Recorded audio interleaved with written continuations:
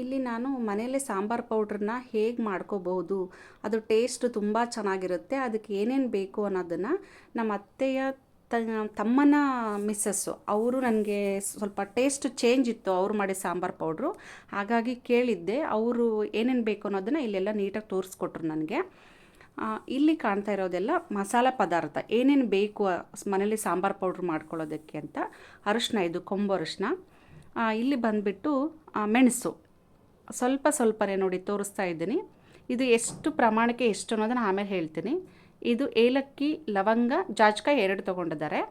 ಆಮೇಲೆ ಒಂದು 50 ತೊಲ ಅಂತ ತೊಲದ ಲೆಕ್ಕದಲ್ಲಿ ತೊಗೊಳ್ತಾರಲ್ಲ, ಆ ಲೆಕ್ಕದಲ್ಲಿ ಮಾತ್ರ ಇವನ್ನ ಮಸಾಲೆ ಪದಾರ್ಥ. ಇದು ಕೂಡ ಚಕ್ಕೆ ಮತ್ತು ಚಕ್ರಮಗ್ಗು, ಅದನ್ನು ಕೂಡ ಸ್ವಲ್ಪ ಪ್ರಮಾಣದಲ್ಲೇ ತೊಗೊಂಡಿದ್ದಾರೆ. ಇದು 1/4 kg ಜವಾರಿ ದುಂಡುಗಡ್ಲೆ ಅಂತ ಹೇಳ್ತಾರಲ್ಲ, ಅದು 1/4 kg ತೊಗೊಂಡಿದ್ದಾರೆ. ಅಕ್ಕಿ ಕೂಡ 1/4 kg ತೊಗೊಂಡಿದ್ದಾರೆ. ಆಮೇಲೆ ಇದು ಉದ್ದಿನಬೇಳೆ 1/4 kg, ಹುರುಳಿಕಾಳು ತೊಗೊಂಡಿದ್ದಾರಂತೆ ಇಲ್ಲಿ, ಅದು ವಿಶೇಷ, ಸ್ವಲ್ಪ ಟೇಸ್ಟ್ ಚೇಂಜ್ ಬರುತ್ತೆ ಅಂತ ಹೇಳಿದರು. ಇದು ಸಾಸಿವೆ, ಇದು 1/4 kg ಅರ್ಧ ತೊಗೊಂಡಿದ್ದಾರಂತೆ. ಆಮೇಲೆ ಮೆಂತೆಕಾಳು, ಇದು ಕೂಡ 1/4 kgಯಲ್ಲಿ ಅರ್ಧ.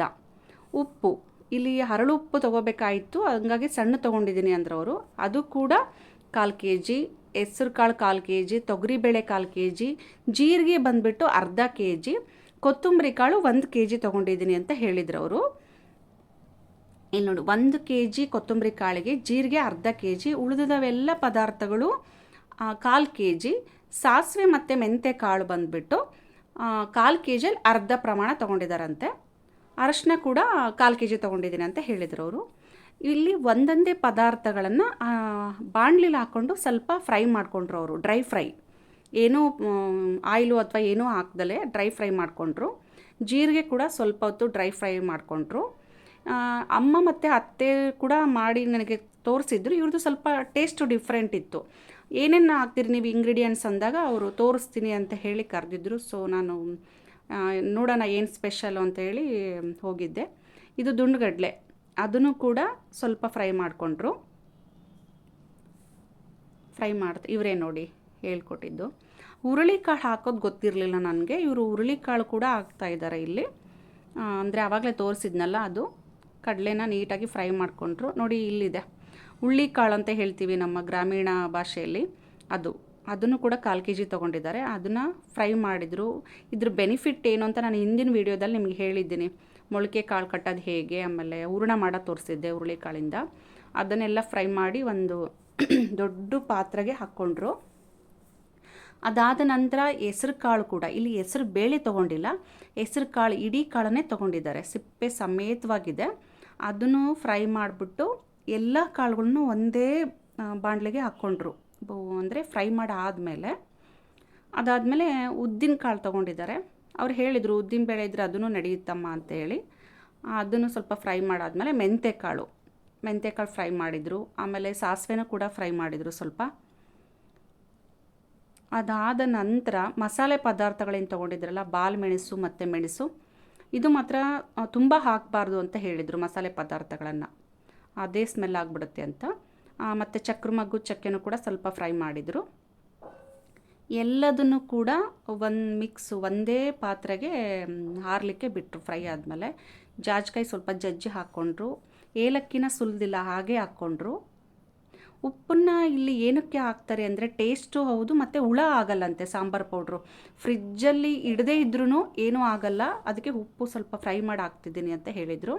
ಅರಿಶಿನ ಕೊಂಬನ್ನು ಜಜ್ಜಿಬಿಟ್ಟು, ಅಂದರೆ ಇಡೀದೇ ಮೆಷಿನಿಗೆ ಕಳ್ಸೋಕ್ಕಾಗಲ್ಲ, ಹಾಗಾಗಿ ಸ್ವಲ್ಪ ಜಜ್ಜಿ ಅದನ್ನು ಕೂಡ ಸ್ವಲ್ಪ ಫ್ರೈ ಮಾಡಿದರು. ಎಲ್ಲದನ್ನು ಫ್ರೈ ಮಾಡಿ ನೀಟಾಗಿ ಹೇಳ್ಕೊಟ್ರು ಅವರು ನನಗೆ, ಯಾವುದರಿಂದ ಏನೇನು ಬೆನಿಫಿಟ್ಟು ಅಂತ ಹೇಳಿದರು. ಸೊ ಹಾಗಾಗಿ ಎಲ್ಲದನ್ನು ಒಂದಕ್ಕೆ ಹಾಕ್ತಿದ್ದೀನಮ್ಮ ಅಂತ ಹೇಳಿದರು. ನೋಡಿ ಎಲ್ಲ ಒಂದೇ ಪಾತ್ರೆಯಲ್ಲಿ ಹಾಕಿದ್ದಾರೆ.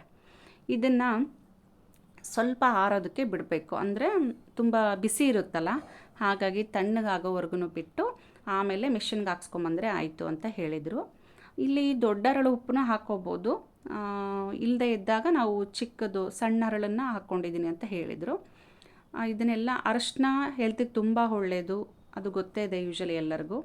ಇದನ್ನೆಲ್ಲ ಮಿಕ್ಸ್ ಮಾಡಿ ಮಾಡೋದ್ರಿಂದ ಹುಳ ಆಗಲ್ಲ, ಫ್ರಿಜ್ಜಲ್ಲೇ ಇಡಬೇಕು ಅಂತ ಏನಿಲ್ಲ, ಹೊರಗಡೆ ಇಟ್ಟರು ನಡೆಯುತ್ತೆ ಅಂತ ಹೇಳಿದರು. ನೋಡಿ ಹಿಟ್ಟಿನ ಮಿಷಿನಿಗೆ ತಗೊಂಡೋಗಿ ಆಮೇಲೆ ಈ ರೀತಿಯಾಗಿ ಪೌಡ್ರ್ ಮಾಡಿಸ್ಕೊಂಬಂದು ಮನೆಯಲ್ಲಿ ಸ್ವಲ್ಪ ತಂದ ಮೇಲೆ ಅದನ್ನು ಆರೋದಕ್ಕೆ ಬಿಡಬೇಕಂತೆ. ಆರೋದಕ್ಕೆ ಬಿಟ್ಟ ಆದಮೇಲೆ ಒಂದು ಬಾಕ್ಸಿಗೆ ನೀಟಾಗಿ ಪ್ರಿಸರ್ವ್ ಮಾಡಿ ಇಟ್ಟರೆ ಆಯಿತು. ನಾವು ಫ್ರಿಜ್ಜಲ್ಲೇ ಇಡಬೇಕು ಅಂತ ಏನಿಲ್ಲ, ಹೊರಗಡೆ ಇಟ್ಟರು 1 ಇಯರ್ವರೆಗೂ ಇರುತ್ತೆ ಅಂತ ಹೇಳಿದರು ಅಮ್ಮ. ಸೊ ಥ್ಯಾಂಕ್ಸ್ ಅಂತ ಹೇಳ್ತೀನಿ ಅವ್ರಿಗೆ. ಸಾಂಬಾರು ಪೌಡ್ರಿಗೆ ಏನೆಲ್ಲ ಐಟಮ್ಸ್ನ ಹಾಕ್ತೀವಿ ಪದಾರ್ಥಗಳನ್ನಂತ ನೋಡ್ಕೊಂಡ್ರಲ್ಲ. ಈ ವಿಡಿಯೋ ಇಷ್ಟ ಆಗಿದ್ದರೆ ಲೈಕ್ ಮಾಡಿ, ಶೇರ್ ಮಾಡಿ. ನೀವು ಕೂಡ ಮನೆಯಲ್ಲಿ ಈ ರೀತಿಯಾಗಿ ಟ್ರೈ ಮಾಡಿ ನೋಡಿ, ಟೇಸ್ಟ್ ಹೇಗಿರುತ್ತೆ ಅನ್ನೋದನ್ನು ನನಗೆ ಕಮೆಂಟ್ ಮೂಲಕ ತಿಳಿಸಿ. ಆಮೇಲೆ ಸಾಂಬಾರು ಪೌಡ್ರು ಕೆಡಬಾರ್ದು ಅಂದರೆ ಅದರಲ್ಲಿ ಬೆಳ್ಳುಳ್ಳಿ ಇರುತ್ತಲ್ಲ, ಇಡೀ ಪೂರ್ಣ ಬೆಳ್ಳುಳ್ಳಿಯನ್ನು 1-2 ಹಾಕಿಬಿಟ್ಟು ಆಮೇಲೆ ಹರಳುಪ್ಪನ್ನು ಮಿಕ್ಸ್ ಮಾಡಿ ಇಟ್ಟರೆ ಹುಳನೇ ಆಗಲ್ವಂತೆ, ಏನೂ ಆಗಲ್ಲ ಅಂತ ಹೇಳಿದರು. ಸೊ ಥ್ಯಾಂಕ್ಸ್ ಹೇಳ್ತೀನಿ ಅವ್ರಿಗೆ. ಇದನ್ನು 1 kg ಬೇಡ ಅಂದರೆ ಅರ್ಧ kg ಪ್ರಮಾಣದಲ್ಲಿ ಕೊತ್ತಂಬರಿ ಕಾಳು ತೊಗೊಂಡು, ಮತ್ತು ಇಲ್ಲ ಬೇಡ ಅದಕ್ಕೂ ಕಮ್ಮಿ ಬೇಕು ಅಂದರೆ ನಾವೆಷ್ಟು ಪ್ರಮಾಣ ತೊಗೊಂಡಿರ್ತೀವಲ್ಲ ಅದರಲ್ಲಿ ಸ್ವಲ್ಪ ಸ್ವಲ್ಪ ಕಮ್ಮಿ ಮಾಡ್ಕೊಳ್ತಾ ಹೋದರೆ ಆಯಿತು ಅಷ್ಟೇ. ನೀಟಾಗಿ ನೋಡ್ಕೊಳ್ಳಿ ಪದಾರ್ಥಗಳು ಏನೇನು ಬೇಕು, ಯಾವುದನ್ನ. ಹುರುಳಿಕಾಳಲ್ಲಿ ತುಂಬ ಡಿಫ್ರೆಂಟ್ ಅನ್ನಿಸ್ತು ನನಗೆ, ಇದನ್ನು ಎಲ್ಲರೂ ಹಾಕಲ್ಲ, ಅಮ್ಮ ಹಾಕಿದ್ದಾರೆ. ಆಮೇಲೆ ಕಾಳುಗಳನ್ನ ನೀವು ಬೇಕಾದ್ರೆ ಇನ್ನೊಂದು ಸ್ವಲ್ಪ ಜಾಸ್ತಿ ಬೇಕು ಅಂದರೆ ಜಾಸ್ತಿ ಸೇರಿಸ್ಕೋಬಹುದು. ಅಡುಗೆ ಮಾಡುವಾಗ ಸ್ವಲ್ಪ ಟೇಸ್ಟು ಸ್ಮೆಲ್ಲು ಚೇಂಜ್ ಬೇಕು ಅಂದರೆ ಹಿಂಗನ್ನು ಆ್ಯಡ್ ಮಾಡ್ಬೋದು. ಇಲ್ಲಿ ಅವರು ಡೈರೆಕ್ಟಾಗಿ ಮಸಾಲೆಗೆ ಹಿಂಗೆ ಹಾಕ್ತಾ ಇಲ್ಲ, ಕೆಲವರು ಇಷ್ಟಪಡ್ತಾರೆ, ಅವರು ಹಾಕ್ಕೋಬೋದು ಅಡುಗೆ ಮಾಡಬೇಕಾದ್ರೆ. ನಿಮಗೆ ಈ ವಿಡಿಯೋ ಇಷ್ಟ ಆದರೆ ಲೈಕ್ ಮಾಡಿ, ಶೇರ್ ಮಾಡಿ. ಅಮ್ಮ ನಾನು ಅದೇ ಯಾವ ರೀತಿ ಮಾಡ್ತೀರಂತ ಕೇಳಿದಾಗ ಅವರು ನನಗೆ ಹೋಗೋ ಅಷ್ಟೊತ್ತಿಗೆ ನೀಟಾಗಿ ಎಲ್ಲ ಜೋಡಿಸಿಟ್ಟಿದ್ರು.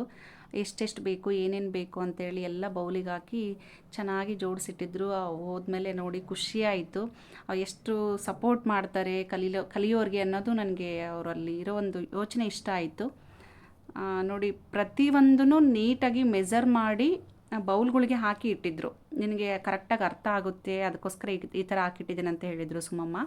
ಇವರು ಯಾರು ಅಂದರೆ ನಮ್ಮ ಅತ್ತೆಯ ತಮ್ಮನ ಹೆಂಡತಿ ಸುಮಾಂಟಿ. ತುಂಬ ಎಂಕರೇಜ್ ಮಾಡ್ತಾರೆ, ಏನೇ ಮಾಡಬೇಕು ಅಥವಾ ಏನೇ ಹೊಸ್ದಾಗಿ ಕಲಿಬೇಕು ಅಂದರೂ ಕೂಡ ತುಂಬ ಎಂಕರೇಜ್ ಮಾಡ್ತಾರೆ. ಅದು ನನಗೆ ತುಂಬ ಇಷ್ಟ ಆಯಿತು ಸುಮಮ್ಮ ಇವರಲ್ಲಿ. ನೀಟಾಗಿ ಕೂಡ ಎಕ್ಸ್ಪ್ಲೇನ್ ಮಾಡಿದರು ಯಾವ್ಯಾವುದರಿಂದ ಏನೇನಾಗುತ್ತೆ. ಆಮೇಲೆ ಕೆಲವೊಂದು ಬೇರೆ ಥರ ಧೂಪ ಮಾಡೋದು ಹೇಗೆ ಅಂತಲೂ ಹೇಳಿಕೊಟ್ರು. ಅದನ್ನು ನೆಕ್ಸ್ಟ್ ವಿಡಿಯೋದಲ್ಲೇ ನಿಮಗೆ ತೋರಿಸ್ಕೊಡ್ತೀನಿ. ತೊಗರಿಬೇಳೆ ನೋಡಿ ಪ್ರತಿಯೊಂದನ್ನು ಅವರು ನೀಟಾಗಿ ತೋರಿಸ್ತಾ ಎಷ್ಟು ತೊಗೊಂಡಿದ್ದೀನಿ, ಎಷ್ಟು ಹಾಕಬೇಕು, ಕಮ್ಮಿ ಮಾಡ್ಕೋಬೇಕಾದ್ರೆ ನೀನು ಇಷ್ಟಿಷ್ಟೇ ಪ್ರಮಾಣದಲ್ಲಿ ಕಮ್ಮಿ ಮಾಡ್ಕೊ ಅಂತಲೂ ಹೇಳಿದರು ನನಗೆ.